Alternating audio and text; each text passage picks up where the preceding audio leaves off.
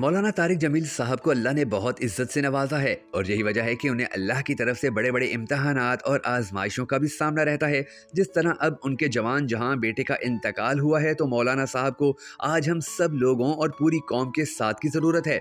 हम सबको दुआ करनी है कि अल्लाह पाक मौलाना साहब को सब्र जमील अता फरमाए और उनके मरहूम बेटे को जन्नत अल फिरदौस में आला मकाम अता फरमाए। अगर आप भी मौलाना साहब के साथ इस मुश्किल वक्त में खड़े हैं तो कमेंट सेक्शन में आमीन ज़रूर लिख दीजिएगा। मौलाना तारिक जमील साहब पाकिस्तान की एक ऐसी शख्सियत हैं कि जिन्होंने कभी फिरका वारियत की बात नहीं की है। उन्होंने हमेशा सबको साथ लेकर चलने की कोशिश की है। मौलाना साहब अपनी पूरी कौम के लिए बगैर किसी नस्ली और इलाकाई फ़र्क के अपने दिल में फ़िक्र और मोहब्बत रखते हैं। यही वजह है कि कोरोना के दौर में भी उन्होंने सबसे पहले और सबसे ज़्यादा हमेशा आगे बढ़कर एहतियात करने की तलकीन की।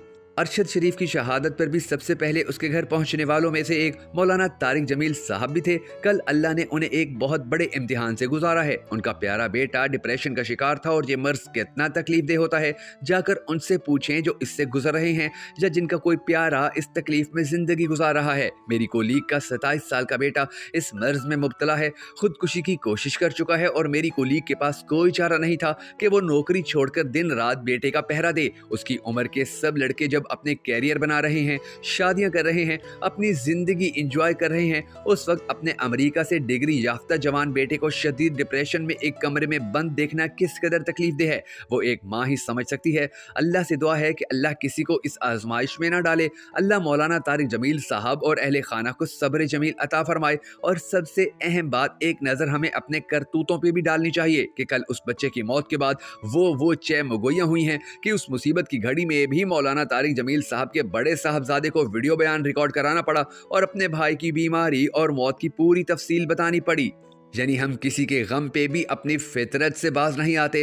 बहैसियत कौम हम अखलाकी ज़वाल की इंतहा पर हैं। अल्लाह हम सबको हिदायत दे। मौलाना साहब के फर्जंद पिछले काफ़ी अरसे से डिप्रेशन का शिकार थे और इसी वजह से उन्होंने अपनी अहलिया को भी तलाक दे दी थी। मौलाना साहब ने उन्हें एक दुकान बनाकर दी हुई थी कि जहाँ वो मुख्तलिफ कामों में अपना वक्त गुजारते थे। मौलाना साहब अपने इस बेटे से बे इंतहा मोहब्बत फरमाते और उनका खास ख्याल रखा करते थे। चूँकि वो डिप्रेशन का शिकार थे इसलिए उनका ख्याल रखने के लिए उनके साथ गार्ड्स भी हर वक्त मौजूद रहते थे।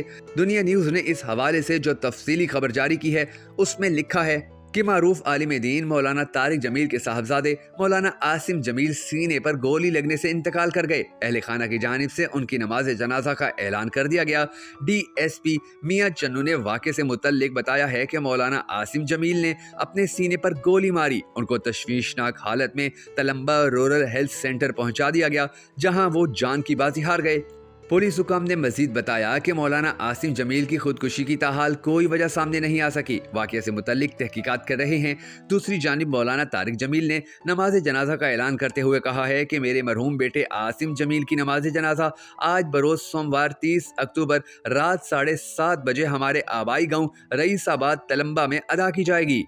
जवान बेटे के इंतकाल पर मौलाना तारिक जमील ने अपने ट्विटर पैगाम में कहा है कि आज तलम्बा में मेरे बेटे आसिम जमील का इंतकाल हो गया। इस हादसाती मौत ने माहौल को सोगवार बना दिया है। उन्होंने मजीद कहा है कि आप सबसे गुजारिश है कि इस गम के मौका पर हमें अपनी दुआओं में याद रखें। अल्लाह मेरे फर्जंद को जन्नत अल फिरदौस में आला मकाम अता फरमाए। IG पंजाब डॉक्टर उस्मान अनवर ने मौलाना तारिक जमील के बेटे के मुबैना तौर पर गोली लगने से इंतकाल कर जाने के वाक़े का नोटिस ले लिया। IG पंजाब ने RP मुल्तान से रिपोर्ट तलब करते हुए कहा है कि शवाहिद और फजाजिक रिपोर्ट की रोशनी में मौत की वजूहात का तयन किया जाए।